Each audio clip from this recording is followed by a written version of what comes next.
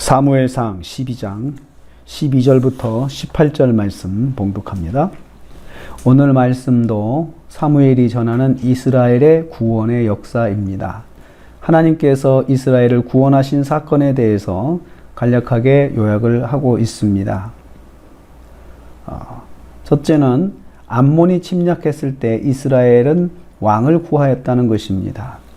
12절 말씀 보면요, 바로 직전의 사건에 대해서 말씀하는 것입니다. 암몬의 나하스가 길르앗 야베스로 침략했을 때의 일을 상기시킵니다. 이때 이스라엘은 이스라엘을 다스릴 왕을 요구하였습니다. 그때 하나님께서 사울을 통해서 이스라엘을 구원하였는데, 결국은 그 사건 통해서 하나님의 구원의 그 역사를 경험하고도 결국은 사울을 왕으로 세우는 그런 일을 강행을 했습니다. 그 결과로 하나님께서 이스라엘을 위하여 왕을 사울을 왕으로 이제 세우신 그런 결과가 나오게 되었습니다. 이 일을 통해서 아쉬웠던 것은 이스라엘에게 지금까지 인도해 주신 여호와께서 이스라엘의 왕이 되심을 잊었다는 점입니다. 그러니까 이스라엘이 그 사건 통해서 하나님께서 지금까지 이스라엘의 왕이 되셔서 그 순간에도 왕으로서 이스라엘을 구원해 주신 것에 대해서 그들이 잊었다는 것입니다. 거기 그렇게 말씀하고 있습니다. 너희의 하나님 여호와께서 너희의 이 왕이 되심에도 불구하고 라고 그렇게 기록하고 있습니다. 우리는 이를 통해서 깨닫습니다. 성도는 여호와께서 우리의 왕이심을 꼭 기억해야 한다는 것입니다. 두 번째로 여전히 이스라엘은 왕과 함께 여호와를 따라야 한다고 가르치고 있습니다. 14절 말씀입니다. 이스라엘이 왕을 통해 통치된다 해도 왕과 이스라엘 모두가 여호와의 명령을 거스르지 않고 순종해야 한다. 그렇게 말씀하고 있습니다. 만일 여호와의 명령을 순종하지 아니하면 여호와께서 조상들을 치신 것처럼 이스라엘을 치실 것이다 라고 15절에 말씀하고 있습니다. 왕을 세운다 하더라도 이제 하나님과 떨어지는 것이 아니고 더 왕과 이스라엘이 더 함께 하나님 앞에 나와야 된다는 것입니다.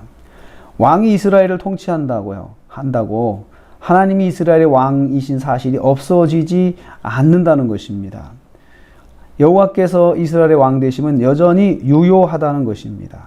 사무엘은 여호와는 지금도 이스라엘의 왕이심을 강조하여 가르치고 있습니다. 이를 통해서 깨닫습니다. 성도는 여호와께서 언제나 오늘이나 동일하게 왕이심을 기억해야 합니다. 나의 왕이심을 기억해야 합니다.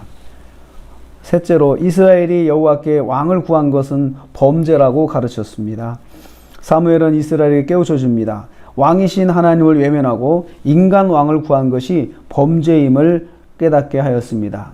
여호와께서 지금도 이스라엘 가운데 살아계심을 보여줍니다. 살아계신 하나님께 구하여 이스라엘의 행위가 범죄임을 보여줍니다.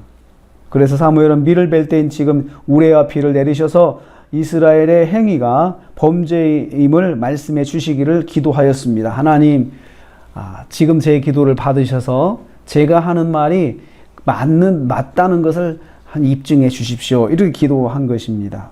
사무엘의 기도 결과 우레와 비를 내리셨습니다. 18절 말씀입니다. 우레와 비가 이제 쏟아졌는데요. 그때는 밀을 벨 때라고 했습니다. 밀을 벨 때는 사월부터 6월인데 이때부터 이스라엘이 건기가 시작됩니다.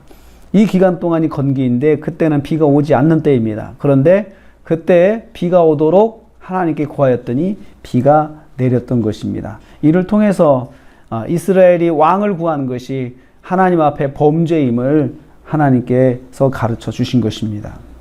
우리는 이를 통해서 깨닫습니다. 성도가 하나님의 통치하심을 거절하는 것은 범죄입니다. 나를 하나님께서 다스리시고 나를 인도하시는 것을 거절하는 것, 그 사실 잊는 것, 이것이 범죄입니다. 하나님은 어제나 오늘이나 동일하십니다. 지금도 살아계시고 역사하십니다. 오늘도 우리가 하루를 시작합니다. 하나님의 통치를 기대하고 또 인정하고 사는 하루가 되기를 원합니다. 그래서 오늘 하루도 하나님께서 우리를 다스리시고 우리를 인도하시는데 말씀으로 인도하십니다. 그 말씀으로 인도하심을 기대하고 또 인정하고 또 그래서 오늘 하루도 말씀 안에서 하나님의 인도하신 가운데 승리하는 하루가 되시기를 주님의 이름으로 축복합니다. 기도하겠습니다. 하나님 아버지 감사합니다.